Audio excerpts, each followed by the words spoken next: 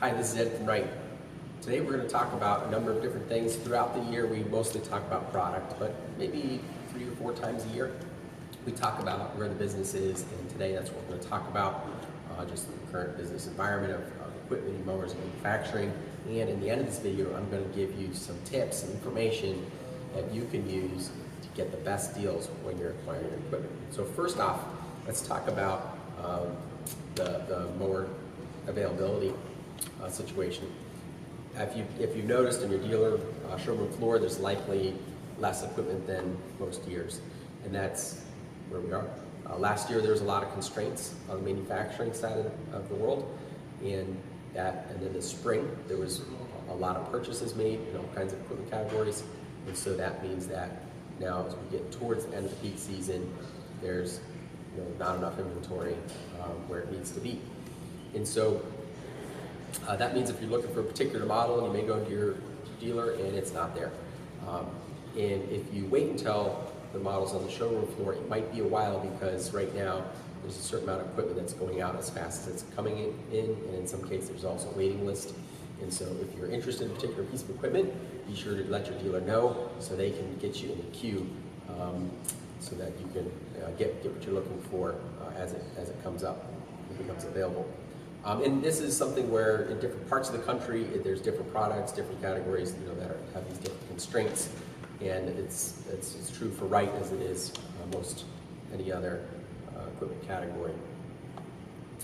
So let's talk a little bit about the supply constraints. So it really is everything and anything that's tight. It could be drivetrains, engines, wheels, tires, nuts, bolts, washers, you name it. There's supply constraints of all types of items today. And so that has affected what we're producing. And so we tend to produce a little bit more of product mix of what we have components available for than necessarily what our dealers would like to have. And so we'll work through this in the coming months. I think things will begin to balance out and get back to semi-normal. But we will likely still see equipment going out about as fast as it comes in. Now, the other thing is we're going to talk about costs. And if you know me, I want to talk straight, and we're going to get into what's going on there. So first off, I'm going to show you a chart of some different indexes for different materials. Here we have wood, plastic, and steel, and you can see over the years that they fluctuated a little bit. But this year you can see these materials just skyrocketed. Sometimes 2-3 times as much as they were before. And when we make a mower, the mowers, the huge amount of the cost is the materials themselves. It's not necessarily a manufacturing act of putting them together. It's the basket of goods that are purchased to put together a mower. And so I have 2 top examples, or just very visual examples, I'll say. And one is steel. You can see here this stack of steel sitting in front of a laser cutter. This might be a day and a half worth of steel, something like that. And you can see last year this would have been about $7,800 worth of steel, and in today's prices that's around $15,500 of steel. So a mower's mostly made out of steel, right?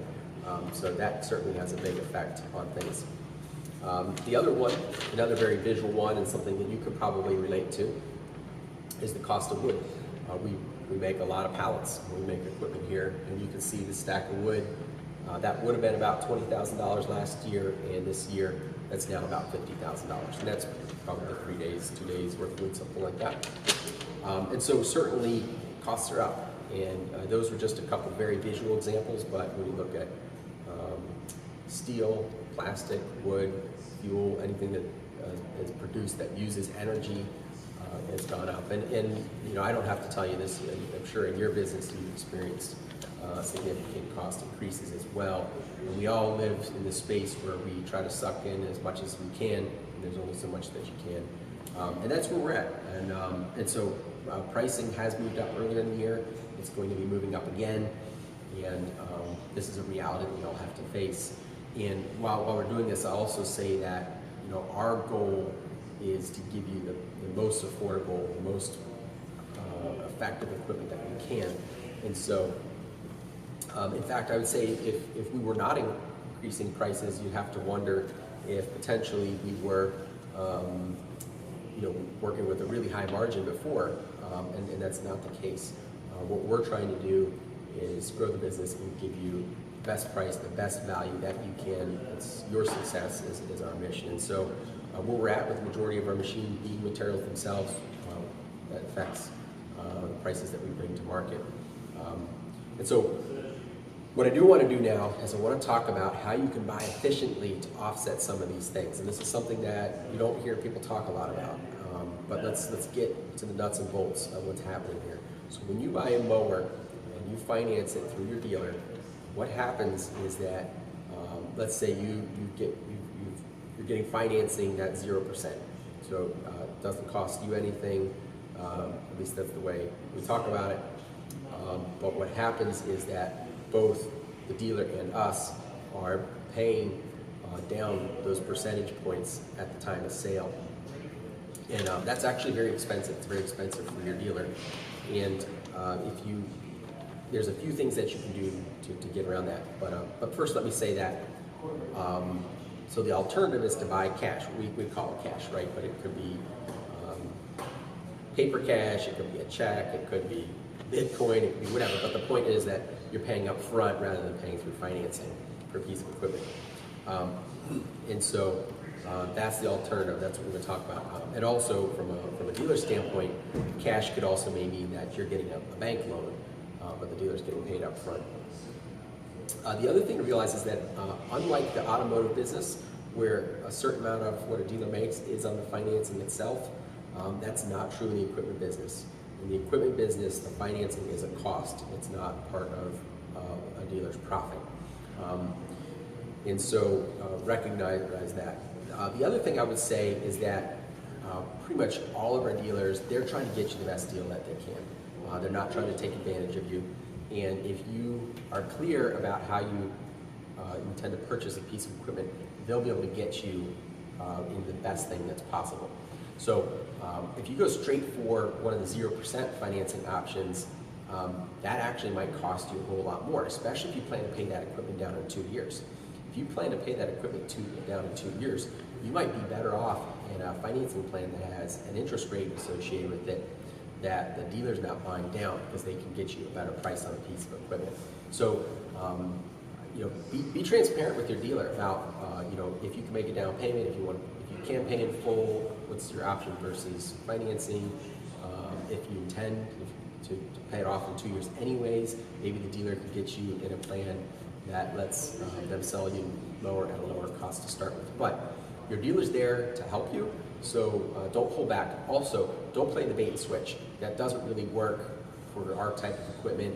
A dealer understands their costs and they understand, what they can quote things at. And if you come in saying, hey, I want to buy a piece of equipment on cash, can you quote me the unit? And then you say, oh, well, I'm not going to buy it unless you can finance it.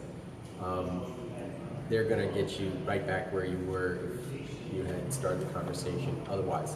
So the more open and transparent you are with the dealer about the terms of your purchase, then they can use the tools that they have to get you the best deal.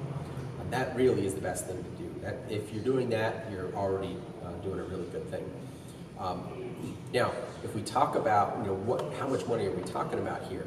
So this could be anywhere in the window of 2 to 5%, I'd say. And that's a really wide window, I know. And that's because so many different manufacturers split the cost differently with their dealers and these kinds of things. And the different plans have different, certainly different rates associated with them. But certainly it's definitely the kind of money that's close to where prices are going up these days. And so definitely keep this in mind when you make your purchases. The other thing is that a banking relationship is very important as you grow your business.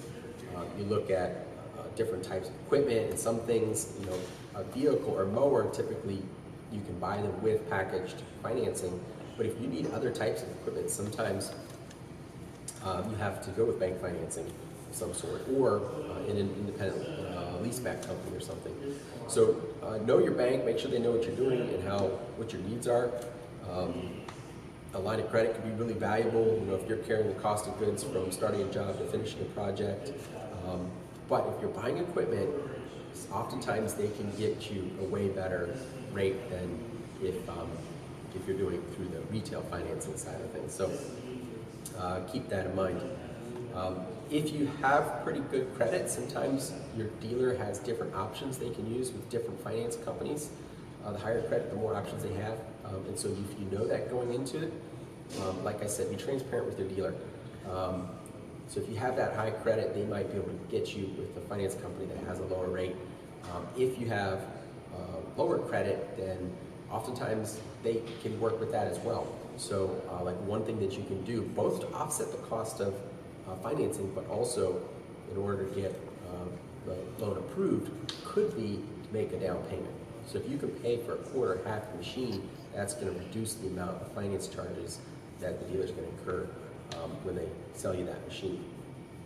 So definitely keep that in mind. Now, the other tactic to keep in mind with all this is that, let's say you buy a piece of equipment on 0% 48 months, and you want to buy a new piece of equipment, but your overall credit, your truck, your house, anything else that you have financed, it's a lot that's being financed. In order to get approved for more financing, you've got to clear something off. Now, if you have X amount of dollars, and you could use that money to go buy a new mower or to pay off the old mower and finance the new one, you're better off buying the new mower with cash and not paying off the old one. And the reason for that is if you get halfway through a loan and then pay off, and then you buy another piece of equipment, go halfway through the loan and pay off, you are not utilizing half of those finance costs that have been incurred in the sale of the machine. And so if you let those loans, those zero or low rate plans run to full maturity, and you're opening less loans along as you go, that's a lot better deal. And so think of it this way, maybe every other purchase you finance and then buy cash instead of going half term with every single piece of equipment that you buy. So that method can definitely shave your costs off to some degree as well.